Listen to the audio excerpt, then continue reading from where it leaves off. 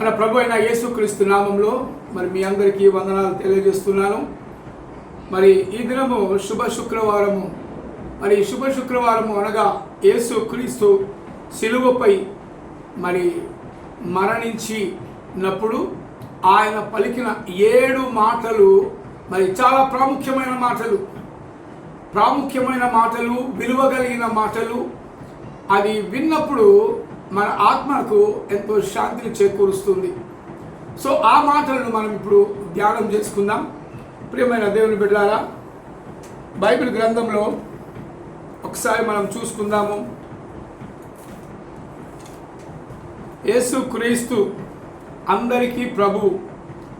యేసుక్రీస్తు ఆయన పాపుల కొరకు ఈ లోకానికి వచ్చినట్టుగా మనం చూస్తూ ఉన్నాం. పాపుల కొరకు ఆయన ఈ లోకానికి వచ్చినట్టుగా మనము చూస్తూ ఉన్నాం. ఎందుకంటే ఈ దేశంలో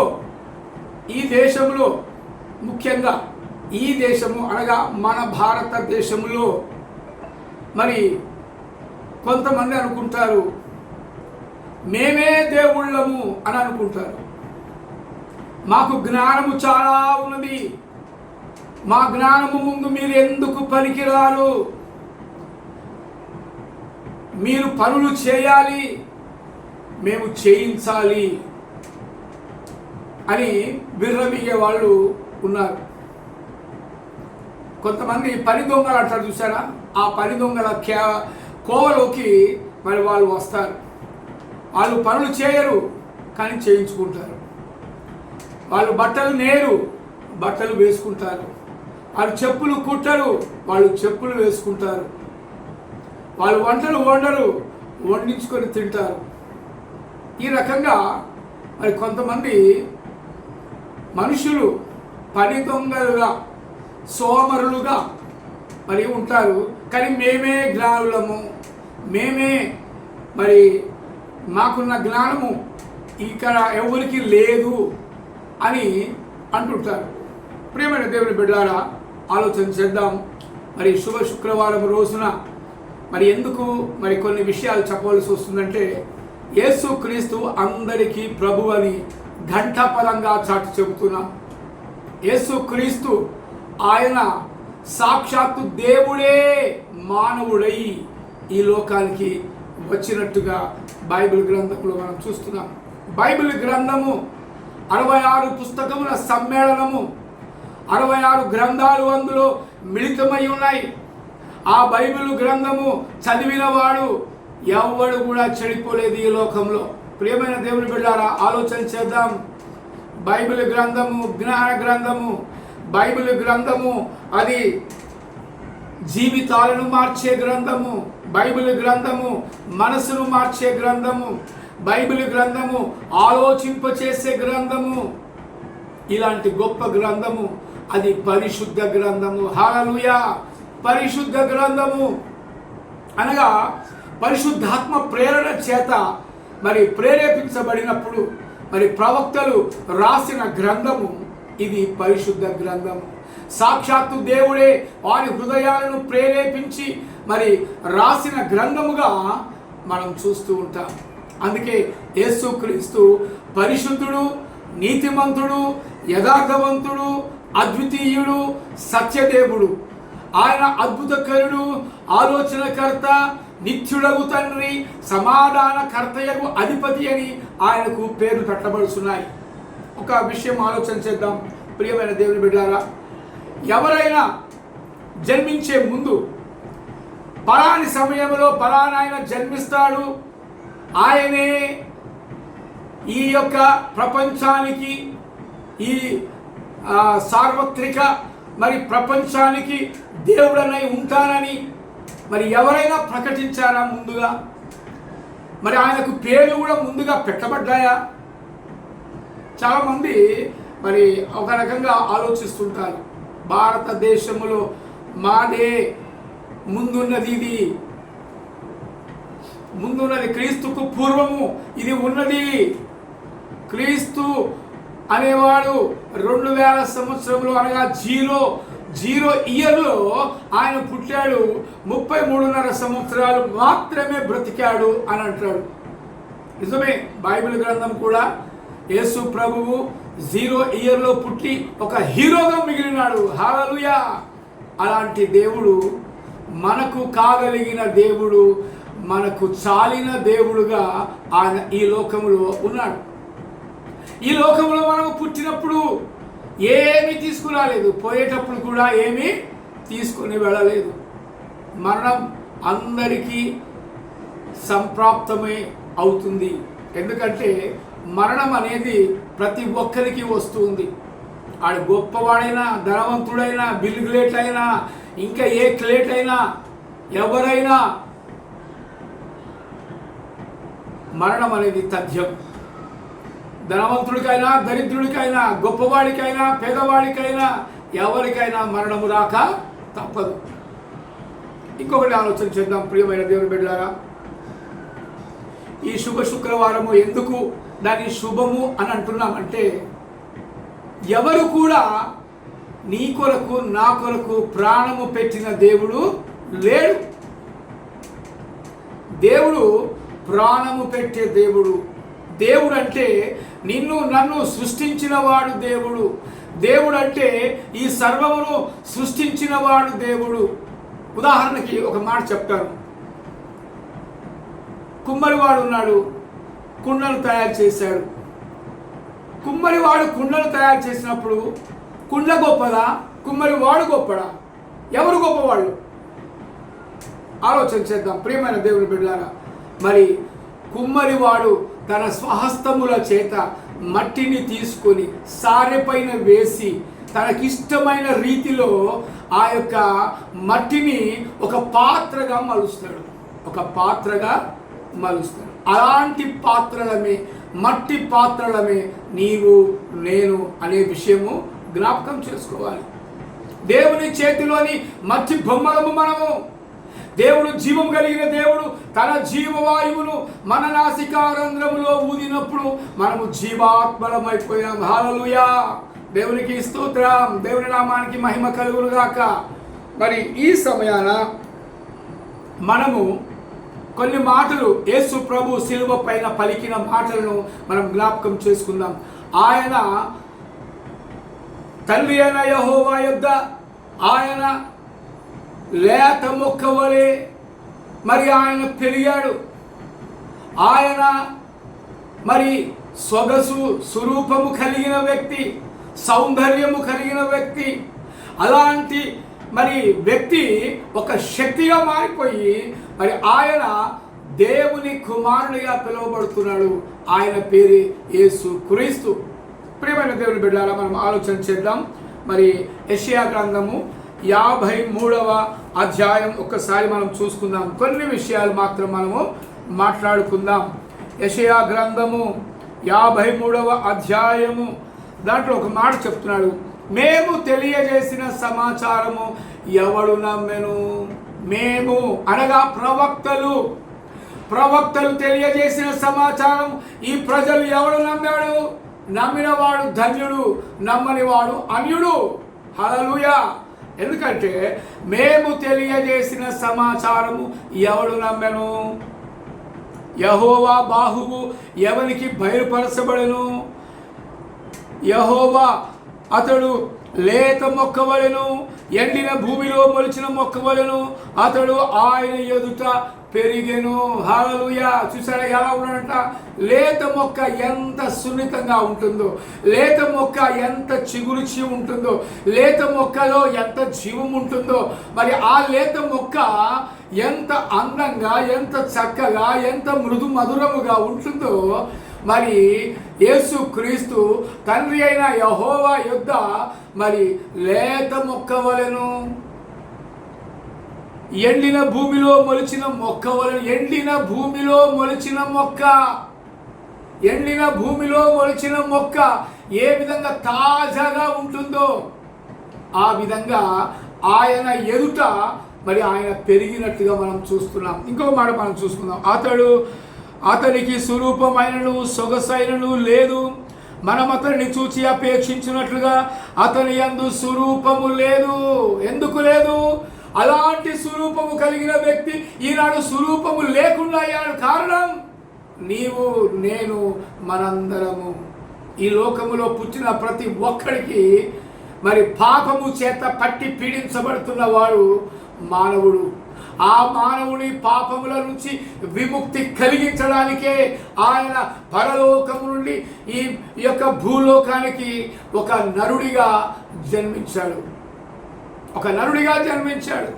సాక్షాత్తు దేవుడే నరుడై జన్మించాడు.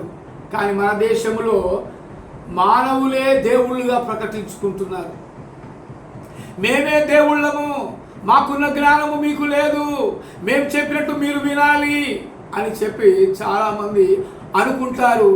తెలియని వాళ్ళు లేక వాళ్ళ మూర్ఖులు కూడా మనం అనవచ్చు. ఎందుకంటే ప్రియమైన దేవుని బిడ్డలారా, ఇక్కడ ఆలోచన చేద్దాం. ఇక్కడ ఏమంటుందంటే ఆయన మనుషులు ఆయనను విసర్జించబడినవాడు ఆయన, అతడు తృణీకరించబడినవాడు ఆయన, అతనికి స్వరూపమైనను సొగసైనను లేదు. మనుషుల వలన విసర్జింపబడినవాడుగాను, వ్యసనక్రాంతుడుగాను, వ్యాధిని అనుభవించిన వాడుగాను, మనుషులు చూడనొల్లని వానిగాను మరి ఉండెను. అతడు తృణీకరింపబడినవాడు గనుక మనం అతన్ని ఎన్నిక చేయకపోతేమి. హల్లెలూయా. మనుషుల చేత తృణీకరించబడ్డవాడు మరి దేవుడు, దేవుని కుమారుడు. మరి దేవుడే కదా, ఎందుకు తృణీకరించబడ్డాడు? ఎందుకు కొట్టారు? ఎందుకు ఆయనను బాధలు పెట్టారు? ఎందుకు శ్రమలు పడ్డారు? ఎందుకు ఆయనను సిలువ వేశారు అని చాలామంది తెలియక అడుగుతుంటారు. ప్రియమైన దేవుని బిడ్డలారా, నేను ఒక మాట చెప్తాను. ఏంటంటే తెలియనప్పుడు ఎవరైనా ఎన్నైనా మాట్లాడవచ్చు. కానీ తెలుసుకున్న తర్వాత అలా మాట్లాడితే, తిరిగి అలాగే మాట్లాడితే దాన్ని మూర్ఖత్వము అని అంటారు. ఎందుకంటే యేసు ప్రభు నిజమైన దేవుడు, సత్యమైన దేవుడు. ఆయన ఎదుటలో మరి లేత మొక్క వలె, ఎండిన ఎడారిలో మొలిచిన మొక్క వలె ఆయన పెరిగిన అతని ఎదుట అని చెప్పి చూస్తున్నాం. అలాంటి వ్యక్తి, అలాంటి మరి దైవ కుమారుడు మరి నీ కొరకు నా కొరకు ఈ లోకంలో మరి జన్మించవలసి వచ్చింది. ఎందుకో తెలుసా? మనము చేసిన పాపములను బట్టి, మన అతిక్రమములను బట్టి అతడు మరి ఈ లోకములోకి వచ్చి శ్రమల పాలు అయినట్టుగా మనం చూస్తున్నాం. శ్రమల పాలు అయినట్టుగా చూస్తున్నాం. అందుకే ఇక్కడ అంటాడు చూడండి 5వ వచనంలో, మన అతిక్రమములను బట్టి అతడు గాయపరచబడెను. మన అతిక్రమములు, నీ అతిక్రమములని నిన్ను చూపించడంలా ఇక్కడ మన అతిక్రమములు. మన అంటే అందరము వస్తాం. ఈ ప్రపంచములో మానవునిగా జన్మించిన ప్రతి ఒక్కడు ఇందులోకి వస్తాడు. అందుకే మన అతిక్రమములను బట్టి ఆయన గాయపరచబడ్డాడు, శ్రమల పాలు అయ్యాడు. ఆయన మన కొరకు శ్రమలు పొందడానికి ఆయన ఈ లోకానికి వచ్చాడు. ఎందుకంటే మన అతిక్రమములను బట్టి, మన దోషములను బట్టి, మన పాపములను బట్టి మనము చెడు మార్గంలో మనం వెళ్ళిపోయాం. చెప్పినా కూడా వినకుండా వెళ్ళిపోయాం. అందుకే మనము తప్పిపోయిన గొర్రెలము అంటే ఈ మధ్యలో కొంతమంది అంటారు, క్రైస్తవులు అంటే గొర్రెలు అని అంటారు. గొర్రెలే అంటే గొర్రెలు కాదు బిడ్డ, తెలుసుకోండి. ఇక్కడ గొర్రెలు అని అంటే గొర్రె లాంటి మనస్తత్వము కలిగిన వాళ్ళు. మరి క్రైస్తవులు గొర్రెలైతే మరి మీరు మృగాలా? అంటే మీరు మృగం వంటి మనస్తత్వము మీకు ఉంది కనుక మీరు మృగాలే. గొర్రెల వంటి మనస్తత్వం ఉంది కనుక క్రైస్తవులు గొర్రెలే. ఆలోచన చేయండి. ఎందుకంటే యేసు క్రీస్తు గొర్రెలకు మంచి కాపరి అని అన్నాడు. ఆయన కాపరి, ఆయన ప్రధాన కాపరి అయి ఉన్నాడు. అందుకోసమే మరి గొర్రె స్వభావము క్రైస్తవులకు ఉంటుంది. తగ్గించుకొని ఉంటుంది, మెత్తగా ఉంటుంది, మెత్తటి మనస్సు కలిగి ఉంటుంది. గొర్రె ఎవరికి హాని చేయదు. గొర్రె కాపరి స్వరం వింటుంది. గొర్రె కాపరిని వెంబడిస్తుంది. నిజమైన కాపరి గొర్రెల కొరకు తన ప్రాణమును పెట్టును అని దేవుని వాక్యం సెలవిస్తుంది. కాబట్టి ప్రియమైన దేవుని బిడ్డలారా, ఆలోచన చేయండి. నిజమైన గొర్రెల కాపరి యేసుక్రీస్తు గనక ఆయన నీ కొరకు నా కొరకు ప్రాణం పెట్టడానికి ఆయన నరుడిగా ఈ లోకంలో జన్మించవలసి వచ్చింది. అందుకోసమే ఆయన ఈ లోకంలోకి వచ్చి శ్రమల పాలు అయ్యాడు, సిలువ శ్రమలు పొందాడు.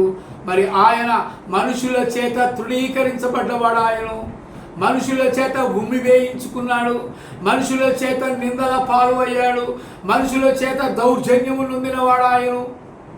ఈ మనుషులు ఎప్పుడు కూడా ఒకరి మీద నింద వేయటమే మనుషుల యొక్క లక్షణం.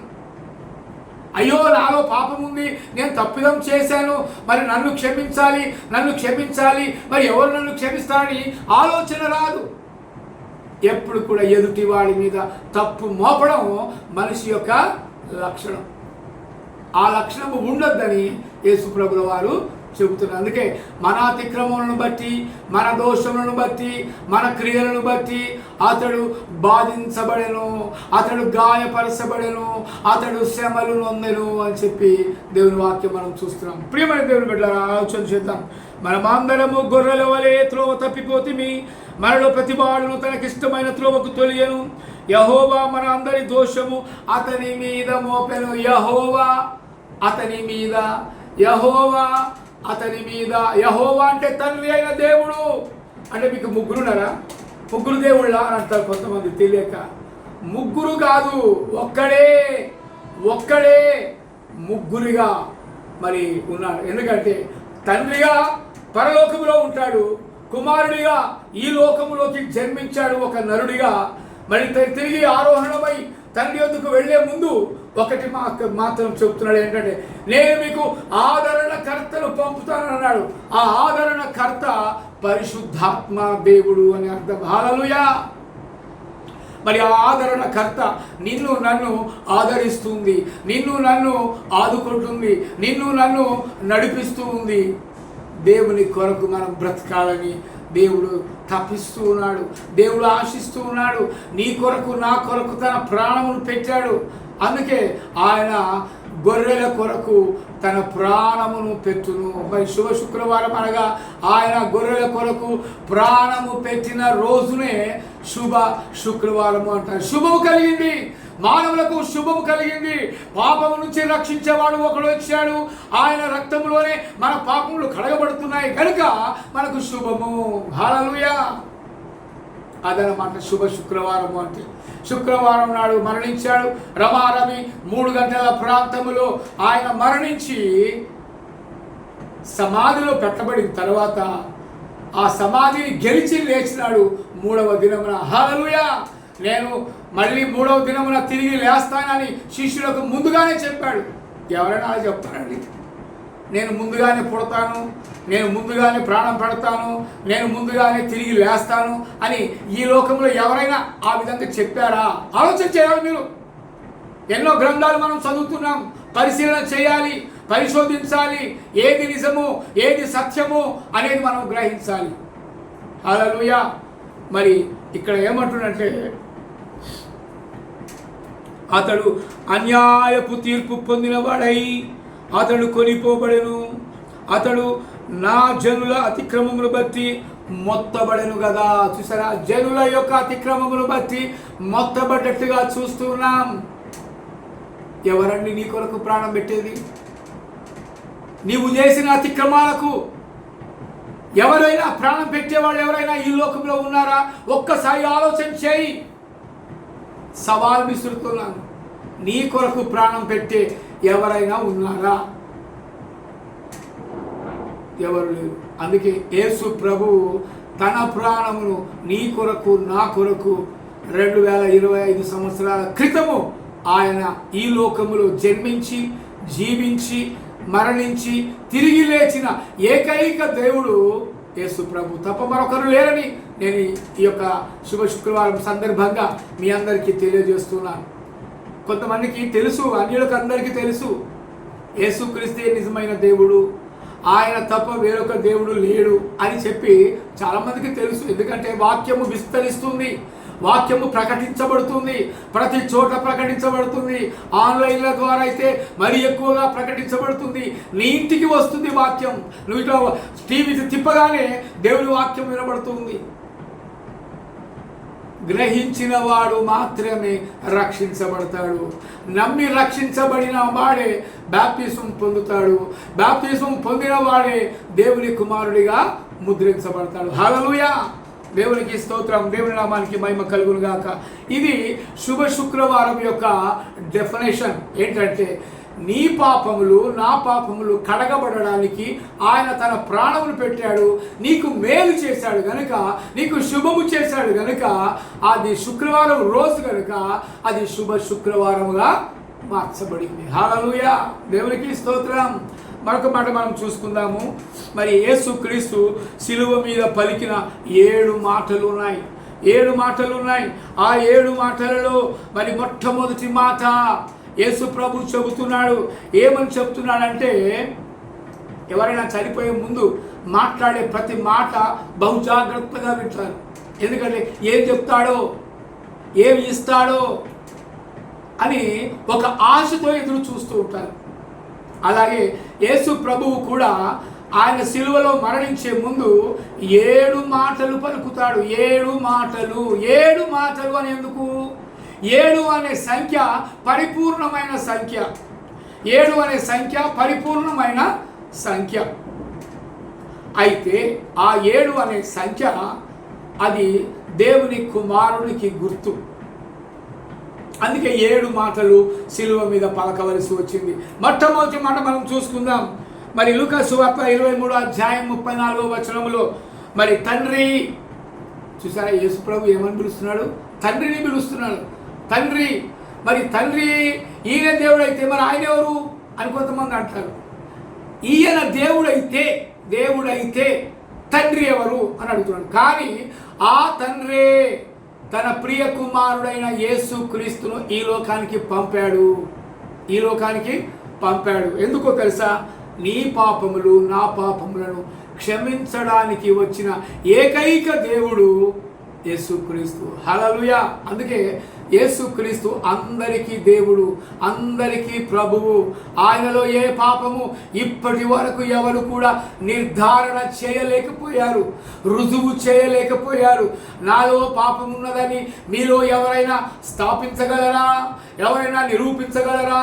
ఎవరైనా రుజువు చేయగలరా అని దేవుడు యేసు ప్రభు ఆనాడే సవాలు విసిరాడు. ప్రియమైన దేవుని బిడ్డ, ఆలోచన చేద్దాం.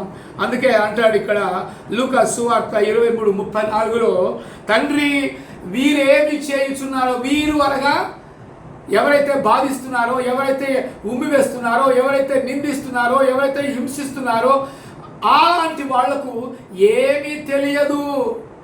తండ్రి వీళ్ళు ఏం చేస్తున్నారు? నన్ను సత్యాన్ని కొడుతున్నారు, సత్యాన్ని బాధ పెడుతున్నారు, సత్యానికి శ్రమలు వేస్తున్నారు, సత్యానికి సంఖ్యలు వేస్తున్నారు. కానీ ఒక సంగతి తెలుసా? సత్యానికి నీవు సంఖ్యలు వేస్తే నీవు బానిసవైపోతావు. సత్యానికి నీవు సంఖ్యలు వేస్తే నీవు చీకట్లో ఉంటావు. ఆలోచన చేయండి ప్రియమైన దేవుని బిడ్డలారా. మరి సత్యం అనేది నిన్ను స్వతంత్రుడిగా చేస్తుంది. హల్లెలూయా, స్తోత్రం.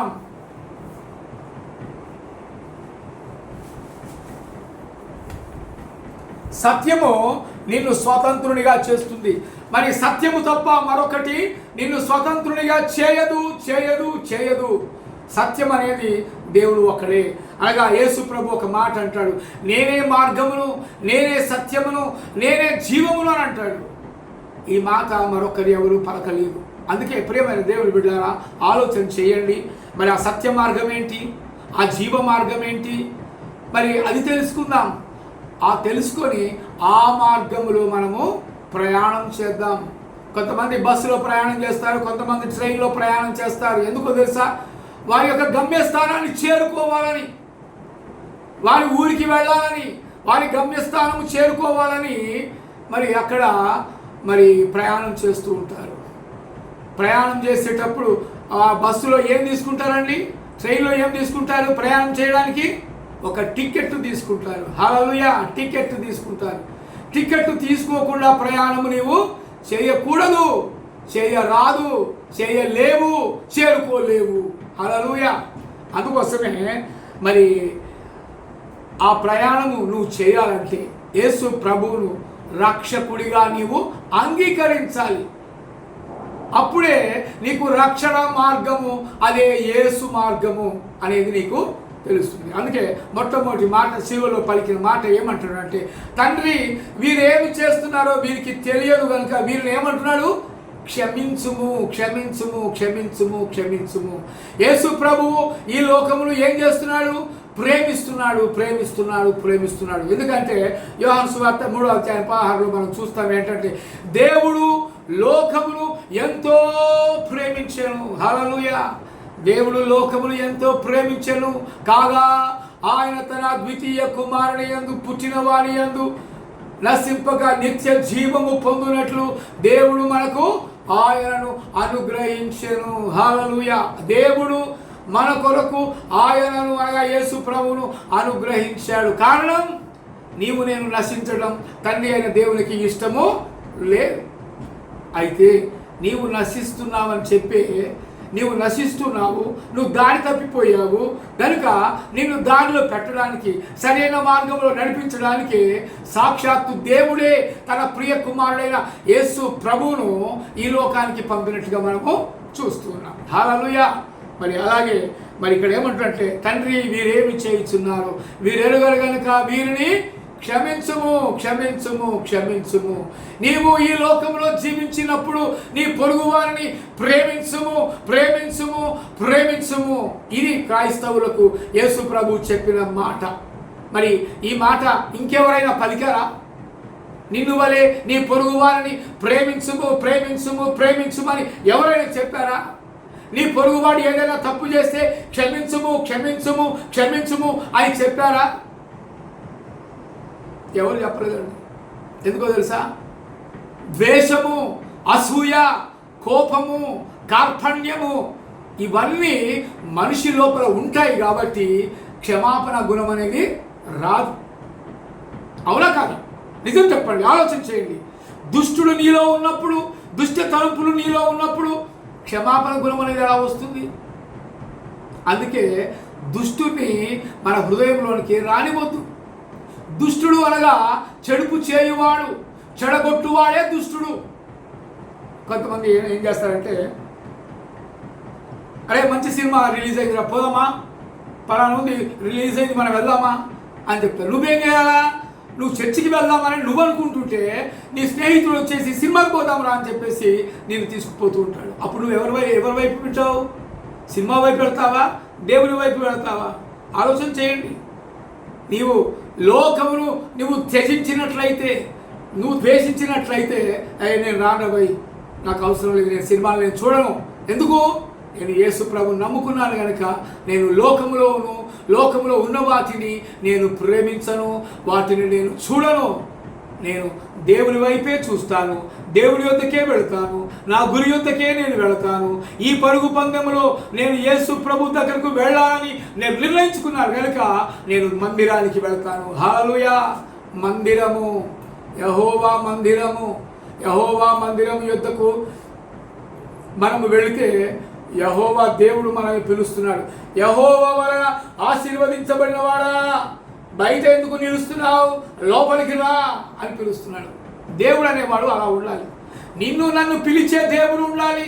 నిన్ను నన్ను ఆయన ఆలయంలోనికి రమ్మని పిలిచేవాడు నిజమైన దేవుడు.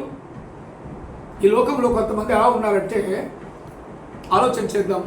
పలాని వాళ్ళు ఆలయంలో ప్రవేశించకూడదు అని చెప్తారు, పలాని వాళ్ళు దగ్గరికి రాకూడదు, పలాని వాళ్ళు మరి మమ్మల్ని ముట్టుకోకూడదు అని చెప్పేసి మనుషులు తారతమ్య భేదాలు పెడతారు. తారతమ్య భేదాలు పెట్టి మనుషులను దూరంగా పెడతారు. కానీ దేవుడు తారతమ్య భేదాలు పెట్టడు, దేవుడు దూరంగా ఉంచడు. నా తండ్రి చేత ఆశీర్వదించబడిన వాడా లోపలికి రా, బయట నిలుస్తావు ఎందుకు, లోపలికి రా అని పిలుస్తాడు. అలా పిలిచేవాడే నిజమైన దేవుడు. ఇలాంటి పిలిచేవాడు ఎవరైనా ఉన్నారా? కనుక్కున్నావా? నీ ఇన్నేళ్ళ నీ జీవితంలో నిజమైన దేవుడు నిన్ను పిలిచినప్పుడు నువ్వు ఆయన స్వరాన్ని వింటున్నావా? ఎవరైనా ఈ విధంగా పిలిచాడా? ఒక్కసారి ఆలోచన చేయండి. నీ హృదయ పరిశీలన చేసుకో. నీ ఆచారాలు వద్దు, నీ అలవాట్లు వద్దు, నీ సంస్కృతి వద్దు. దేవుని వైపు చూడు, దేవుని ప్రేమను కనుక్కో, దేవుని ప్రేమను పొందుకో, దేవుని ప్రేమను పంచు ఇతరులకు. అదే యేసు ప్రభు చెప్పినది ఏంటంటే, నిన్ను వలె నీ పొరుగు వారిని ప్రేమించుము ప్రేమించుము ప్రేమించుము, అలాగే నీ పొరుగు వారిని క్షమించుము క్షమించుము క్షమించుము. అందుకే యేసు ప్రభు అంటాడు, తండ్రి వీరేం చేస్తున్నారో వీరు ఎరగరు కనుక వీరిని క్షమించు అని అంటాడు. ఎందుకు? నేను క్షమించాను కనుక నువ్వు కూడా క్షమించు అని అర్థం. యేసు ప్రభువే సాక్షాత్తు క్షమిస్తూ ఉన్నాడు. అందుకే క్రైస్తవులు క్షమాపణ గుణము కలిగిన వాళ్ళు ఉంటారు. హల్లెలూయా. అందుకే వాళ్ళు మెత్తటి మనస్సు కలిగిన వాళ్ళు, గొర్రె స్వభావము కలిగిన వాళ్ళు కనుక వాళ్ళను గొర్రెలు అని పిలుస్తున్నారు. ఓకే, నో ప్రాబ్లం, గొర్రెలను పిలిచినా నో ప్రాబ్లం. కానీ నీ మనస్తత్వం ఎలాంటిదో ఆలోచన చేయి. నీవు గొర్రె మనస్తత్వం కలిగి ఉన్నావా, లేకపోతే క్రూర మృగము వంటి మనస్తత్వం కలిగి ఉన్నావా? ఎవరిని మునిగుదాన్ని కనిపెడుతున్నావా? ఎవరిని చంపుదాన్ని చూస్తున్నావా? ఎవరికి ఆటంకం చేయాలని చూస్తున్నావా? ఎవరికి అన్యాయం చేయాలని చూస్తున్నావా? ఎవరిని దోచుకుందామని చూస్తున్నావా? ఎవరినైనా అన్యాయంగా వాళ్ళని నేను తప్పుదారులు నడిపియాలని చూస్తున్నావా? లేక అత్యాచారం చేయాలని చూస్తున్నావా? ఎలా ఉంది నీ బ్రతుకు? ఎలా ఉంది నీ ఆలోచన పదం? ఎలా ఉంది నీ యొక్క అడుగు జాడలు? ఎటువైపు వేస్తున్నావు? లోకం వైపా, దేవుని వైపా? లోకం వైపా, దేవుని వైపా? ఈరోజు నేను సూటిగా మాట్లాడుతున్నాడు దేవుడు. ఆలోచన చెయ్యి. ఓ ప్రియ స్నేహితులారా, ఆలోచన చేయండి. దేవుడు నీతోనే మాట్లాడుతున్నాడు. ఏంటి నా మనస్తత్వం? మనుషులకు మేలు చేసే మనస్తత్వమా, కీడు చేసే మనస్తత్వమా? యేసు ప్రభు విషయంలో ఎవరితో మాట్లాడినప్పుడు ఏమంటున్నాడంటే, యేసు ప్రభు ఆయన ఇక్కడ పుట్టలేదు కదా, ఇక్కడ పుట్టలేదు కాబట్టి ఆయన మనకెందుకు దేవుడు అని అంటారు. ప్రియమైన దేవుని బిడ్డలారా, ఆలోచన చేయండి. దేవుడు అనేవాడు లోకానికి అనగా పరలోకం అనగా ప్రపంచానికి ఒక్కడే దేవుడు. సూర్యుడు ఒక్కడే, ఆకాశం ఒకటే, భూమి ఒకటే, మరి దేవుడు కూడా ఒక్కడే. అలా ఉండాలి. దేవుడు అంటే ఒక్కడై ఉండాలి. ఆ ఒక్కడే సత్యవంతుడై ఉండాలి. ఆ ఒక్కడే నీతిమంతుడై ఉండాలి. ఆ ఒక్కడే పరిశుద్ధుడై ఉండాలి. ఆ ఒక్కడే నిన్ను నన్ను ప్రేమించువాడై ఉండాలి. ఆ ఒక్కడే క్షమించువాడై ఉండాలి. ఇలాంటి గుణములు కలిగిన వాడే నిజమైన దేవుడని నేను నొక్కి ఒక్కాణించి చెబుతున్నాను. దేవుని యొక్క బైబిల్ జీవ గ్రంథము, అది జ్ఞాన గ్రంథము. ఇది చదివిన వానికి జ్ఞానం అనేది వస్తుంది. కొంతమంది తెలియక బైబిల్ బూతు గ్రంథం అని అంటారు. అది నిజమేనా? బూతు గ్రంథమా? పిచ్చివాళ్ళారా, బైబిల్ బూతు గ్రంథం కాదు. బైబిల్ జ్ఞాన గ్రంథము, పరిశుద్ధ గ్రంథము, నిన్ను నన్ను ప్రేమించే గ్రంథము. అది చదివిన వాడి జీవితాలు బాగుపడ్డాయే కానీ చెడిపోయిన వాడు ఎవరు లేడు ఈ లోకంలో. హల్లెలూయా, స్తోత్రం. అందుకే దేవుడు చెబుతున్న మాట ప్రేమించడం క్షమించడం, ప్రేమించడం క్షమించడం. ఈ మాటలు యేసు ప్రభు సాక్షాత్తు శిలువ పైన పలికిన 7 మాటల్లో మొట్టమొదటి మాట. హల్లెలూయా. ఇంకొక మాట మనం చూసుకుందాము. నేడు నీవు నాతో కూడా పరదైసులో ఉందువు. లూకా సువార్త 23:43. ఒక దొంగ, ఇటొక దొంగ, ఇటొక దొంగ. నేను క్లుప్తంగా చెప్తున్నానండి, చాలా డెప్త్లోకి వెళ్ళట్లేదు, ఇంకా క్లుప్తంగా చెప్తున్నాను. యేసు ప్రభువు ఒక్కడే కాదు సిలువ వేయబడింది. ఆయన కుడి ప్రక్కన ఒకరు, ఎడమ ప్రక్కన ఒకరు మరి సిలువ వేయబడ్డారు. సిలువ అనేది అది మరణ శాసనము. అది శపించబడ్డ వాళ్ళకు మాత్రమే వస్తుంది. అలాంటి మరణము యేసు ప్రభువును మరి ఆయన వేశారు నీ కొరకు నా కొరకు. ఆలోచన చేద్దాం మనం దేవుని బిడ్డలారా. మరి ఆయన ఏమంటున్నాడంటే, నేడు నీవు నాతో కూడా పరదైసులో ఉందువు అంటాడు. నేడు అనగా ఇదే రోజు, అంటే నువ్వు ప్రాణం విడుస్తావు, నేను ప్రాణం విడుస్తాను అని అంటాడు. అప్పుడు ఒక దొంగ అంటాడు, ఎడమ ప్రక్కన ఉన్న దొంగ అనుకుందాం, ఒక దొంగ వన్ సైడ్. ఆయన ఏమంటాడంటే, నువ్వు నిజమైన దేవుడివి కదా, దేవుడు అని అందరూ అంటున్నారు కదా, మరి నిన్ను నీవు రక్షించుకో, నీకున్న 3 మేకులు పీక్కో అని అక్కడ హేళన చేస్తాడు ఆ దొంగ. అసలుకే దొంగ, వాడు నేరస్తుడు. అయినా కూడా ఒక పరిశుద్ధుడిని మరి నిందలు వేస్తున్నారు. ఈనాడు కూడా మానవులు కొంతమంది 3 మేకులు పీక్కోలేడు అని చెప్పేసి నిందిస్తున్నారు. పిచ్చివాళ్ళారా, 3 మేకులు నీకు కొట్టాల్సిన ఆ 3 మేకులు తన కొట్టించుకున్నాడన్న సంగతి తెలుసా నీకు? నువ్వు పడాల్సిన శిక్ష ఆయన వేసుకున్నాడు, ఆ శిక్షను, అది తెలుసా నీకు? ఆలోచన చేయండి ప్రియమైన దేవుని బిడ్డలారా. మరి ఇక్కడ ఏమంటున్నాడంటే నేను నీవు నాతో కూడా పరదైసులో ఉందువు అంటాడు. అంటే నేను పరదైసు అనగా ప్యారడైజ్ అంటారు ఇంగ్లీష్లో, ప్యారడైజ్. అక్కడికి వెళ్తారు. చనిపోయిన మృతులందరూ కూడా పరదైసులో ఉన్నారు. ఇప్పుడు ఆయన బలిపీఠము క్రింద అక్కడ ఉండి దేవా మాకు తీర్పు ఎప్పుడు తీరుస్తావు అని చెప్పి హతులైన సాక్షులు, హతసాక్షులు అక్కడ మొరపెడుతున్నారంట. దేవా మరి మేము హతసాక్షులమై మేము ఈ పరదేశంలో ఉన్నాము, ఈ బలిపీఠము క్రింద ఉన్నాము, మరి మాకు ఎప్పుడు తీర్పు తీరుస్తావు? ఎందాక నువ్వు రాకుండా భూమి మీదకి రాకుండా ఉంటావు, త్వరగా నువ్వు భూమి మీదకి వెళ్ళయ్యా అని చెప్పి వాళ్ళు మరి మొరపెడుతున్నారన్నట్టుగా వింటున్నాం మనం. వాళ్ళు హతసాక్షులు. వాళ్ళు ఇప్పుడు మననే ఒక హతసాక్షి అయ్యాడు. ఒక దేవుని కుమారుడు, దేవుని భక్తుడు, దేవుని సేవ చేసే మరి ప్రవీణ్ పగడాల గారు హతసాక్షి అయినట్టుగా మనం చూస్తున్నాం. దేవుని కొరకు ప్రాణం పోగొట్టుకున్నాడు. ఈ లోకంలో ప్రాణమును పోగొట్టుకున్నాడు, కానీ పరలోకములో పరలోకాన్ని సాధించాడు ఆయన. హల్లెలూయా. దేవుని కుడిపార్శ్వంలో కూర్చున్నాడు. పరలోక పౌరత్వము ఆయనకు లభించింది. దేవుని కొరకు నీ ప్రాణమును నువ్వు పెట్టగలవా? దేవుని నీవు ప్రేమిస్తున్నావా? నిజమైన దేవుణ్ణి గ్రహిస్తున్నావా? సత్యాన్ని గ్రహిస్తున్నావా? అబద్ధంతో వెళ్తున్నావా? అబద్ధం వేరు, సత్యం వేరు. సత్యాన్ని చూసేసరికి అబద్ధము భయపడిపోతుంటుంది. అబద్ధము భయపడిపోతుంటుంది. అందుకే ఈ అబద్ధం అనేది ఏం చేస్తుందంటే సత్యాన్ని చంపడానికి చూస్తుంటుంది. అందుకే ఈ అబద్ధం అంటే ఏంటో తెలుసా? మత పిచ్చి కలిగిన వాళ్ళు అబద్ధికులు. మత పిచ్చి, మతము అనేది ఒక మత్తు మందు వంటిది. ప్రియమైన దేవుని బిడ్డలారా, ఆలోచన చేయండి. మతము అనేది ఒక మత్తు మందు వంటిది. అది నీకు ఎక్కిస్తారు మెల్లిగా. అరే ఇది మన దేశమురా, ఇది మన నిజాతిరా, ఇది మనకు ఉండాల్సిందిరా, ఆ పక్క దేశంలో పుట్టినోడు మనకెందుకురా అని ఇలా నీకు మత్తు ఎక్కిస్తారు. మతము అనే మత్తును ఎక్కిస్తారు. ప్రియమైన దేవుని బిడ్డలారా, మరి మతం అనేది నిన్ను చంపుతుంది. ఆ మతమే మరి మన ప్రకటనలను మరి చంపేసింది. అందుకే మతము మనకు అవసరం లేదు, మానవత్వం కావాలి. అందుకే ఆయన అంటాడు మనిషిని ఒక మనిషిగా చూడండి, మనిషిని ప్రేమించండి, మనిషిని క్షమించండి, మనిషిని ఆదరించండి, మనిషిని దగ్గరికి తీసుకోండి.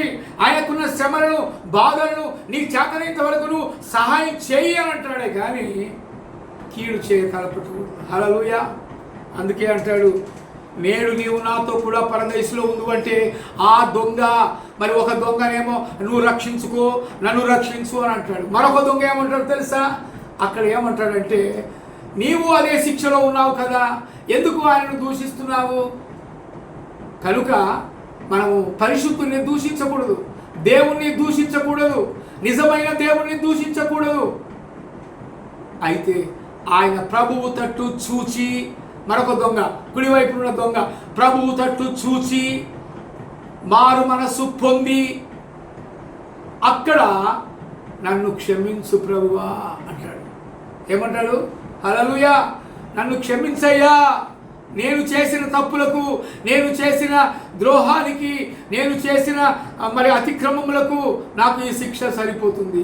కానీ నీవైతే ఏ శిక్ష, ఏ తప్పును కూడా నువ్వు చేయలేదు, నీవు ఏ అతిక్రమము చేయలేదు, నీవు పరిశుద్ధుడవు తండ్రి, నీకా ఈ శ్రమలు అని చెప్పి పశ్చాత్తాపడుతున్నాడు ఇంకొక దొంగ. ప్రియమైన దేవుని బిడ్డలారా, ఆలోచన చేయండి. మరి ఒక దొంగ మరి పశ్చాత్తాపడ్డాడు, సిలువలో మారు మనస్సు పొందాడు. ఆయన మతం మార్చుకోలేదు, ఆ దొంగ మతము మార్చలేదు. యేసు ప్రభు యొక్క శ్రమలను చూచి, ఆయన కారిన రక్తాన్ని చూచి ఆయన రియలైజ్ అయ్యాడు. రియలైజ్ అయ్యి ప్రభువా నన్ను నీ రాజ్యంలో జ్ఞాపకం చేసుకో అంటాడు. హల్లెలూయా. నీకు ఒక రాజ్యం ఉందని నాకు తెలుసు, నీవు ఈ లోకానికి రాజువు కాదు, నీవు పరలోకానికి రాజువు. అందుకే నా రాజు, నా రాజు, నా రాజు యొక్క రాజ్యము వేరే. అది వాడబారని రాజ్యము, నిశ్చలమైన పట్టణము, అది పునరుత్థానంలో ఆయన పట్టణము. అందుకే ఒక భక్తుడు అంటాడు, ఏమంటాడంటే, పరలోకము అది నా దేశము అంటాడు. పరలోకము నా దేశం, నేను ఒక పరదేశిగా ఈ లోకానికి వచ్చాను అంటాడు. అందుకే ఎన్ని రోజులు ఉన్నా మనము ఏదో ఒక రోజు అక్కడికి వెళ్ళవలసిన వాళ్ళమే. నువ్వు ఎన్నైనా సంపాదించు, నీ ఆస్తి ఉండని, నీకు కోట్లు ఉండని, కోట్ల డబ్బులు ఉండని, నీకు అధికారం ఉండని, నీవు ఆస్తి ఐశ్వర్యాలు ఎన్నైనా ఉండని, నువ్వు ఎంత అందగాడివైనా, నువ్వు ఎంత అందగత్తెవైనా ఒకరోజు నీవు మట్టిలో కలవాల్సిందే. హల్లెలూయా. అయితే దేవుడు ఇక్కడ ఒక మాట అంటున్నాడు, ఏమంటే, నీవు నాతో కూడా పరదేశులో ఉంటావు, నేను నిన్ను క్షమిస్తున్నానని చెప్పాడు. కాబట్టి ఒక దొంగ పశ్చాత్తాపడ్డాడు, ఒక దొంగ గర్వంతో మాట్లాడాడు. అందుకే పశ్చాత్తాప పడిన వాడికే ప్రాయశ్చిత్తం దొరుకుతుంది, ప్రాయశ్చిత్త పడ్డవాడికే పరలోకం దొరుకుతుంది. హల్లెలూయా, దేవునికి స్తోత్రం. ఇంకొక మాట మనం చూసుకుందాం, మూడవ మాటగా మనం చూసుకుందాం. అమ్మా ఇదిగో నీ కుమారుడు అంటున్నాడు. అంటే యోహాను రాసిన సువార్త 19వ అధ్యాయం 26వ వచనంలో మనం చూస్తే, అమ్మ ఇదిగో నీ కుమారుడు, ఇదిగో నీ తల్లి అని ఒకరికొకరు బాధ్యతలు అప్పచెప్పినట్టుగా చూస్తున్నాం. ఇంతవరకు నేను నీకు కుమారుడిగా ఉన్నాను మరియా, ఇంతవరకు నేను నీకు కుమారుడిగా ఉన్నాను, కానీ ఇక నుంచి నీ కుమారుడు ఇతనే అని యోహాను వైపు చూపిస్తే మరి అంటుంటాడు. అందుకే అంటాడు, అమ్మ ఇదిగో నీ కుమారుడు, నేను కాదు, నేను కేవలము తండ్రి ఆజ్ఞకు లోబడి ఆయన పంపినాడు గనక నేను నీ గర్భములో జన్మించవలసి వచ్చింది. నీ రక్తాన్ని నేనేం పంచుకోలేదు. నేను పరిశుద్ధాత్మ శక్తి చేత నింపబడినప్పుడు నీవు గర్భము ధరించావు. నేను అందరూ జన్మించినట్టుగా నేను జన్మించాను, కానీ నాలో నీ రక్తము ఒక చుక్క కూడా లేదు. అందుకే నా రక్తము పవిత్రమైన రక్తము, నా రక్తము పరిశుద్ధమైన రక్తము గనుక నా రక్తములో నీ పాపములు కడగబడతాయి. హల్లెలూయా, స్తోత్రం. అందుకే అంటాడు, ఇదిగో నీ కుమారుడు, ఈయన నీ కుమారుడిగా ఈ రోజు నుంచి నువ్వు స్వీకరించాలి. ఎందుకంటే ఈ జనము, ఈ భూమి మీద పుట్టిన ప్రతి జనములకు మరి మరియమ్మ తల్లి, మరి ఆది తల్లి హవ్వ, మరి ఆది తల్లి హవ్వ, కానీ ఆత్మీయమైన తల్లి మరియమ్మ. హల్లెలూయా. మరియమ్మను మనం గౌరవించాలి, మరియమ్మను మనము సన్మానించాలి, కానీ పూజించకూడదు. మరియమ్మను మనం పూజించకూడదు, మరియమ్మకు సాగిలపడకూడదు, మరియమ్మకు మనము మ్రొక్కకూడదు. ఎందుకంటే ఆమె కూడా ఒక నారి, అంటే ఒక స్త్రీ, మనుషుల ద్వారా జన్మించబడిన ఒక స్త్రీని మనం గౌరవించాలి, అంతవరకు పూజించకూడదు. గుర్తుపెట్టుకోండి దయచేసి దేవుని బిడ్డలారా. అందుకే అంటాడు, అమ్మా ఇదిగో నీ కుమారుడని. ఆయన తల్లిని గౌరవించినాడు, అంతేగాని శిష్యులారా నా తల్లిని పూజించండి అని చెప్పరా. శిష్యులారా నా తల్లిని పూజించండి, నా తల్లి అడుగుజాడలో నడవండి అని చెప్పరా. ఆయన సాక్షాత్తు తల్లిని గౌరవించినట్టుగా చూస్తున్నాం. కొంతమంది ఈ లోకంలో తల్లిని తండ్రిని గౌరవించరు. తల్లి అంటే భయం ఉండదు, తండ్రి అంటే భయం ఉండదు, దేవుడు అంటే భయం ఉండదు. వాళ్ళు విచ్చలవిడిగా తిరుగుతారు. అలాంటి వాళ్లకు శ్రమ, లోబడని పిల్లలకు శ్రమ అని అన్నాడు. లోబడని పిల్లలకు ఏనాడికైనా శ్రమ సంభవిస్తుంది. ఎందుకంటే తల్లిదండ్రులు ఉన్నంతసేపు నీవు సంతోషించవచ్చు, తల్లిదండ్రులు ఉన్నంతసేపు ఆస్తిని అనుభవించవచ్చు, కానీ తల్లిదండ్రులు పోయిన తర్వాత నీ ఆస్తి నీ చేతులు అంతా కరిగిపోయిన తర్వాత అప్పుడు నీ పరిస్థితి ఏంటి? అందుకే శ్రమలు అనుభవిస్తారు. తల్లిని తండ్రిని ఎవడైతే గౌరవించడో వాడు శ్రమలు అనుభవిస్తాడు. జాగ్రత్త. ఎలా ఉంది నీ పరిస్థితి? ఎవరిని నువ్వు గౌరవిస్తున్నావు? ఎవరిని నువ్వు సన్మానిస్తున్నావు? ఎటువైపు నీ దారి? జాగ్రత్త. నీ తల్లిని నీ తండ్రిని సన్మానించుమని, గౌరవించుమని యేసు ప్రభు చెబుతున్నాడు. ఆయన 3వ మాట పలికాడు. ఇంకొక మాట మనం చూసుకుందాం ప్రియమైన దేవుని బిడ్డలారా. మరి 4వ మాట మత్తయి సువార్త 27వ అధ్యాయం 46వ వచనంలో ఏముందంటే, నా దేవా నన్నెందుకు చెయ్యి విడిచితివి నా దేవా అంటున్నాడు. అరే యేసు ప్రభువే దేవుడు కదా, మళ్ళా దేవుడా అని అంటాడేంది అని మనం అనుకోవచ్చు. ఆయన మానవుడిగా ఉన్నాడు కనుక ఆయన నా దేవా నా దేవా అంటే నా తండ్రి నా తండ్రి అంటాడు. యేసు ప్రభు ఎన్నోసార్లు కూడా తండ్రి నీ చిత్తమైతే ఈ గిన్నె నా యుద్ధ నుండి తొలగించు అని అంటాడు. తండ్రి ప్రతిదానికి నా తండ్రి చెప్పిన ఆజ్ఞను బట్టి నేను వచ్చాను, నా తండ్రి యొక్క చిత్తాన్ని నెరవేర్చడానికి నేను ఈ లోకానికి వచ్చాను కాబట్టి తండ్రి అని పిలుస్తున్నాడు. ఆ తండ్రి దేవాతి దేవుడుగా ఉన్నాడు. అందుకే నా దేవా నా దేవా నన్నెందుకు చెయ్యి విడిచావయ్యా అని అంటాడు. చెయ్యి విడవటము ద్వారా ఆయన ఈ శ్రమలు అనుభవించాడు. మరి ఆయన తన ప్రాణమును కోల్పోతున్నట్టుగా మనం చూస్తున్నాం. ఇప్పటి వరకు తండ్రి చెయ్యి విడవలా, ఇప్పుడు విడుస్తున్నాడు. ఇక్కడ ఏమంటున్నాడంటే నా దేవా నా దేవా నన్నెందుకు చెయ్యి విడిచితివి. దేవుడు ఎప్పుడైతే నిన్ను విడుస్తాడో అంటే దేవుని నువ్వు మలిచి దేవుని నీవు విడిచి నీవు దేవుని తట్టు చూడక లోకము తట్టు చూచి నువ్వు తిరిగితే నీకు శ్రమ సంభవిస్తుంది. ఆలోచించేయండి ప్రియమైన దేవుని బిడ్డలారా. మరి చెప్పాలంటే చాలా మాటలు ఉన్నాయి కానీ మరి సమయం సరిపోదు. తర్వాత 5వ మాటగా ఇంకొక మాట మనం చూసుకుందాం.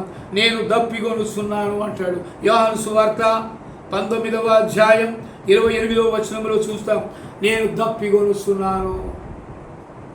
మరి యోహాను సువార్త 4వ అధ్యాయంలో ఒక మాట చూసినట్లయితే మరి సమరయ స్త్రీ దగ్గరికి వెళ్ళినప్పుడు ఆమె యాకోబు బావి దగ్గర ఉన్నప్పుడు మరి ఆమెను నీళ్ళు అడుగుతాడు. నాకు దాహమునకు నీళ్ళు ఇవ్వమని అడిగినప్పుడు ఆ సమరయ స్త్రీ ఏమంటుందంటే నీవు యూదుడవు మేము సమరయులము కదా, మా నీళ్లు నీవు ఎలా తాగుతావు అని చెప్పి అడిగినప్పుడు ఆయన ఒక మాట అంటాడు. ఆమెతో సమరయ స్త్రీతో అంటాడు, ఏమంటాడు, నిన్ను నీళ్లు అడిగిన వాడు ఎవరో నీవు గ్రహిస్తే నీవు ఈ నీళ్లు కాదు, నేనిచ్చు నీళ్లు త్రాగువాడు మరి అన్నటికీ దప్పికొనడు. ఈ నీళ్లు త్రాగువాడు ఈ నీళ్లు ఈ బాటిల్లో ఉన్న నీళ్లు త్రాగిన వాడు మరలా దప్పికొనుడు, కానీ నేనిచ్చు నీళ్లు త్రాగువాడు ఎన్నటికీ దప్పికొనడు అని చెప్పి యేసు ప్రభు సాక్షాత్తు ఆ సమరయ స్త్రీతో మాట్లాడుతున్నట్టుగా మనం చూస్తున్నాం. ఆయన దప్పికొంటున్నాడంటే ఎలాంటి దప్పిక? ఆత్మీయమైన దాహము. ఆత్మీయమైన దాహము కొనే వాళ్లకు ఆయన జీవజలపు ఊటలుగా ఆయన హృదయంలో మరి ఆ ఊటలు ఉద్భవింపజేస్తాడు. అందుకే అంటున్నాడు ఇక్కడ, నేను దప్పిగొనుచున్నాను, నాకు దప్పిక ఎవరైనా తీరుస్తారా అని ఆయన అడుగుతున్నాడు. తర్వాత ఇంకొక మాట చూస్తాం. 6వ మాట యోహాను సువార్త 19వ అధ్యాయం 30వ వచనంలో మనం చూసినట్లయితే సమాప్తమైనది అని అంటున్నాడు. ఏమంటున్నాడు ఇక్కడ? సమాప్తమైనది. యోహాను సువార్త 19వ అధ్యాయం ఒక మాట మనం చూసుకుందాం దయచేసి. యోహాను సువార్త 19వ అధ్యాయము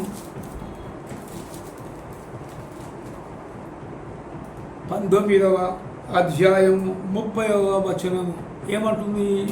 ఏముంది ఇందులో? 19వ అధ్యాయము 30వ వచనములో మనం చూసినట్లయితే యోహాను సువార్త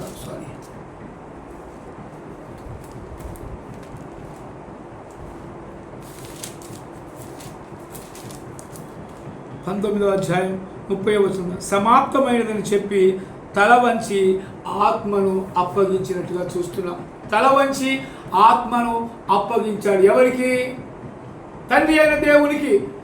యేసు ప్రభు తల వంచి ఆత్మను తండ్రికి అప్పగించాడు. ఆయన శిలువలో మరణించే ముందు తన కుమారుణ్ణి ఇది అమ్మ అని పిలిచి ఇదిగో ఈయనే నీ కుమారుడు అని చెప్పి అక్కడ కుమారుణ్ణి అప్పగించినట్టుగా చూస్తున్నాం. కుమారునికి ఈమె నీ తల్లి అని అప్పగించినట్టుగా చూస్తున్నాం. ప్రియమైన దేవుని బిడ్డలారా, ఆలోచన చేయండి. సమాప్తమైనదని చెప్పి తల వంచి తన ప్రాణమును ఆత్మను అప్పగించెను అంటున్నాడు. ఆత్మను అప్పగించేశాడు. ఆత్మ, ప్రాణము, ఆత్మ, దేహము ఈ మూడు మిళితమై ఉన్నాయి.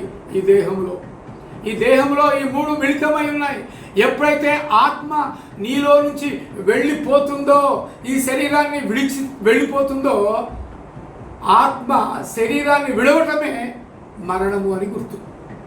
మరణం అంటే అదే. నీ శరీరంలో నుంచి ఆత్మ వెళ్ళిపోతే నీ శరీరము జీవము లేదు, నీ శరీరానికి ప్రాణము లేదు, నీ శరీరము చచ్చుబడిపోయింది, నీ శరీరము కదలదు, నీ శరీరంలో చలనాలు ఉండవు. అదనమాట. అంటే ఆత్మ ఉన్నంత వరకే నీ శరీరానికి విలువ. అందుకే ఇయాల ఇంట్ల రేపు మంట్ల, ఇయాల ఇంట్ల రేపు మంట్ల, ఏది నీది కాదు యేసయ్య నీకు తోడు, ఏది నీది కాదు యేసయ్య నీకు తోడు అని చెప్పి పాడుతుంటారు కొంతమంది పాటలు. నిజమే, ఇవాళ ఇంట్ల రేపు మంట్ల, ఏది నీది కాదు. ఏదో ఒకరోజు అన్ని విడిచిపెట్టి వెళ్ళాల్సిందే. ఉదాహరణకి మనం చూస్తుంటాం, ఎంతోమంది రాజకీయ నాయకులు, పెద్ద పెద్ద లీడర్లు, ప్రపంచాన్ని గెలిచిన చక్రవర్తి ఒక ఆయన ఉన్నాడు, అలెగ్జాండర్ ద గ్రేట్ అలెగ్జాండర్. ఏమైనా తీసుకెళ్ళాడా? ఏమీ తీసుకెళ్ళా. ప్రపంచ విజేత ఆయన, ఏమీ తీసుకొని వెళ్ళలేదు. ఆయన చేతులు ఇట్లా బయట పెట్టి ఆయనను మరి సమాధి చేసినట్లుగా చూస్తున్నాం. అంటే నేనేమి తీసుకుపోవటం లేదురా, ఇంత ప్రపంచాన్ని జయించాను కానీ నేనేమి తీసుకుపోవట్లేదు. ఒకరోజు నువ్వు కూడా అంతే, ఎంత సంపాదించినా నువ్వు ఏమీ తీసుకొని పోలేవు, విడిచిపెట్టి వెళ్ళాల్సిందే. కనుక బ్రతికి ఉన్నప్పుడే యేసయ్యను తెలుసుకో, నువ్వు బ్రతికి ఉన్నప్పుడే నిజమైన దేవుడిని తెలుసుకో, నువ్వు బ్రతికి ఉన్నప్పుడే ఆయన నిజమైన దేవుడిని తెలుసుకొని ఆయన మార్గంలో నడవడానికి నువ్వు ప్రయత్నం చేయి. హల్లెలూయా. అందుకే అంటాడు ఇక్కడ, ఆయన సమాప్తమైనదని చెప్పి తల వంచి ఆత్మను దేవునికి అప్పచెప్పినట్లుగా మనము చూస్తున్నాం. దేవునికి స్తోత్రం. ఏదో ఒక రోజు మనం కూడా ఆత్మను విడిచిపెట్టి, అంటే శరీరాన్ని విడిచి ఆత్మ దేవుని యొద్దకు, దేవుడు దయచేసిన దేవుని యొద్దకే ఈ ఆత్మ వెళుతుంది. ఉఫ్ఫని బొమ్మలో ఉఫ్ఫని ఊదాడు ఆనాడు యెహోవా దేవుడు. నాసికారంధ్రములో ఉఫ్ఫని ఊదినప్పుడు నరుడు జీవాత్మ ఆయను, మట్టి బొమ్మ జీవాత్మ అయిపోయింది. అప్పుడు ఆ కాలంలో మొట్టమొదటి మానవుడు, ఆది మానవుడు ఆదామును దేవుడు సృష్టించినప్పుడు ఆయన నాసికారంధ్రములో తన జీవవాయువును పూదగా నరుడు జీవాత్మ ఆయను అని చెప్పి ఉంది. ఆ ఆత్మే ఇప్పుడు విడిచి వెళ్ళిపోతే నీ శరీరానికి విలువే లేదు. ఆలోచించేయండి ప్రియమైన దేవుని బిడ్డలారా. అందుకే యేసు ప్రభు సమాప్తమైనదని చెప్పి తల వంచి ఆత్మను తండ్రికి అప్పచెప్పినట్లుగా మనము చూస్తూ ఉన్నాం. హల్లెలూయా. దేవునికి స్తోత్రం. మరి ఇంకొక మాట మనం చూసుకుందాం, 7వ మాట. ఇది చాలా ప్రాముఖ్యమైన మాట. తండ్రి, నీ చేతికి నా ఆత్మను అప్పగించుకొనుచున్నాను అంటున్నాడు. తండ్రి, నీ చేతికి నా ఆత్మను అప్పగిస్తున్నాను. ఎప్పుడైతే తల వంచాడో ఆత్మను తండ్రి చేతికి అప్పగించినట్టుగా మనం చూస్తున్నాం. ఎందుకంటే మరి ఆత్మ ఏదో ఒకరోజు తండ్రి యొద్దకు వెళ్ళవలసిందే. నీవు చేసిన క్రియలను బట్టి, నీవు చేసిన అతిక్రమమును బట్టి మరి అక్కడ పరలోకంలో తీర్పు తీర్చబడుతుంది. అక్కడ ప్రధాన న్యాయమూర్తి ఉంటాడు, పరలోకపు న్యాయమూర్తి ఉంటాడు. ఆయన ముందు ఎవడు కూడా తప్పించుకొనలేడు. ఈనాడు మర్డర్ చేసిన వాడు తప్పించుకోవచ్చు, కానీ దేవుని సముఖమందు ఎవడు కూడా తప్పించుకోలేడు. హల్లెలూయా. దేవునికి స్తోత్రం. అందుకే తండ్రి అంటాడు, నీ చేతికి నా ఆత్మను అప్పగిస్తున్నాను అంటాడు. పలానోనికి అప్పగిస్తున్నాను, పలాని వానికి అప్పగిస్తున్నాను, పలాని దేశానికి అప్పగిస్తున్నాను అని చెప్పి దేవుడు అక్కడ చెప్పలా, తండ్రికే అప్పగిస్తున్నాడు. ఎందుకు? తండ్రి దయచేసిన ఆత్మ ఇది. నీ ఆత్మ, నా ఆత్మ, తండ్రి దయచేసిన ఆత్మ. ఈ ఆత్మ ఈ శరీరాన్ని విడిచిపెట్టక ముందే నీవు ఆ తండ్రి అయిన దేవుడిని తెలుసుకోమని ఆయన నీకు చెబుతున్నాడు. ఆయన నీతో ఇప్పుడు మాట్లాడుతున్నాడు. నువ్వు ఎక్కడ ఉన్నా దేవుని యొక్క మాటలు నువ్వు వినాలి. అందుకే అంటాడు ఇక్కడ, తండ్రి, నీ చేతికి నా ఆత్మను అప్పగించుకొనుచున్నాను, నన్ను నీ రాజ్యములో జ్ఞాపకం చేసుకో. హల్లెలూయా. దేవునికి ఒక రాజ్యం ఉంది. ఆ రాజ్యములో దేవుడు రాజాధిరాజుగా ఉంటాడు. అందులో మనము ఆయన కుడి పార్శ్వమున కూర్చొని ఉంటాము.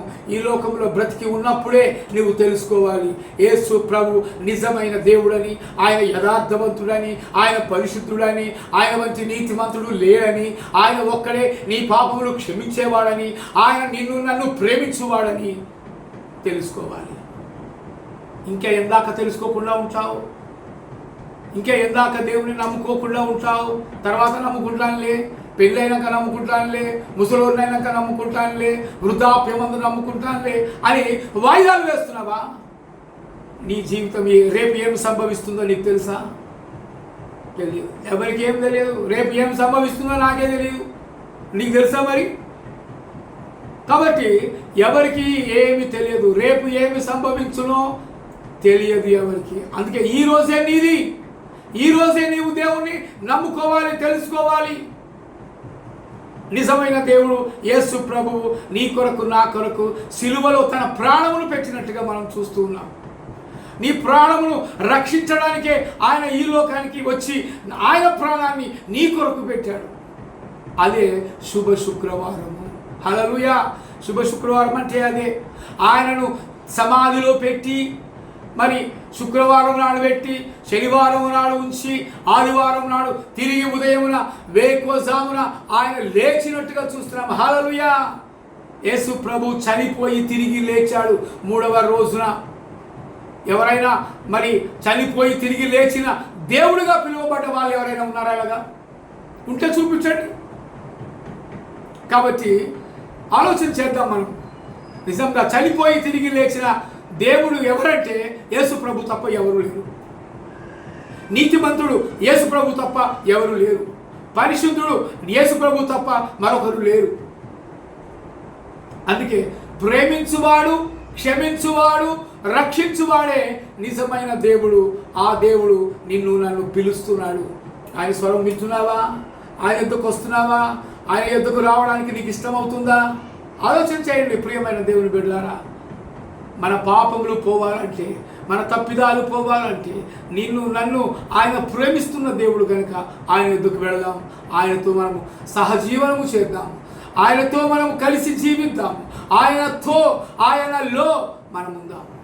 యేసు ప్రభు నిన్ను నన్ను పిలుస్తున్నాడు. ఆయన 7 మాటలు చెప్పి నిన్ను నన్ను ఆదరిస్తున్నాడు. ఆయన మాటలు మన జీవితాలకు ఆదరణ, మరి శాంతి, సమాధానము మనందరికీ కలుగజేయుగాక. Amen, amen, amen. Praise the Lord. మీ అందరికీ ప్రైజ్ ద లార్డ్. ప్రార్థన చేసుకుందాం. తల వంచండి దయచేసి. పరిశుద్ధుడా, ప్రేమగల తండ్రి, కృపా కనికరములు కలిగిన దేవా, మీ ఘనమైన శ్రేష్టమైన నామానికి వందనాలు చెల్లిస్తున్నాం. ఇంతవరకు ప్రభువా శుభ శుక్రవారం గురించి తెలుసుకున్నాం. ఎందుకోసమో నువ్వు ఈ లోకానికి వచ్చావో తెలుసుకున్నాం. మా పాపములను క్షమించడానికి, నాయన మీరు రక్షించడానికి ఈ లోకానికి వచ్చారు. మేము బ్రతికి ఉన్నప్పుడే నిన్ను తెలుసుకుంటున్నాం. నీ ఒక్కడవే నిజమైన దేవుడవని, నీ ఒక్కడవే అద్వితీయ దేవుడవని, నీ ఒక్కడవే సత్యవంతుడవని, నీ ఒక్కడవే పరిశుద్ధుడవని, నీ ఒక్కడవే నీతిమంతుడవని మేము తెలుసుకున్నాం తండ్రి. కనుక ప్రభు ఇది మొదలుకొని నిత్యము నీతోనే మేము నడిచి జీవించుటకు నీ సహాయం మాకు నిండుగా మెండుగా దయచేయమని అడుగుతున్నాం. సాతాను దుష్ట శక్తుల నుండి మమ్మల్ని రక్షించండి నాయన. దుష్ట తలంపులు మా హృదయంలోకి రాకుండా నాయన నీ తలంపులతో నింపమని ప్రార్థిస్తుంటున్నాం. కృప వెంబడి కృపను మాకు అనుగ్రహించండి. నీ రక్తంలో మా ప్రతి పాపములను కడిగి మమ్మల్ని పవిత్రులుగా చేసి నీ బిడ్డలుగా స్వీకరించమని అడుగుతూ యేసు క్రీస్తు అతి పరిశుద్ధ నామములో అడిగి ప్రార్థిస్తున్నాను తండ్రి. ఆమేన్, ఆమేన్, ఆమేన్. ఈ లైవ్లో ఎంతమంది అయితే పాల్గొని దేవుని వాక్యాన్ని విన్నారో దేవుడు మీ అందరినీ దీవించునుగాక, ఆశీర్వదించునుగాక, రక్షణ పొందుతురుగాక. Amen, amen, amen. Praise the Lord. మీ అందరికీ వందనాలు దేవుని నామంలో. స్తోత్రం. Praise the Lord. హల్లెలూయా.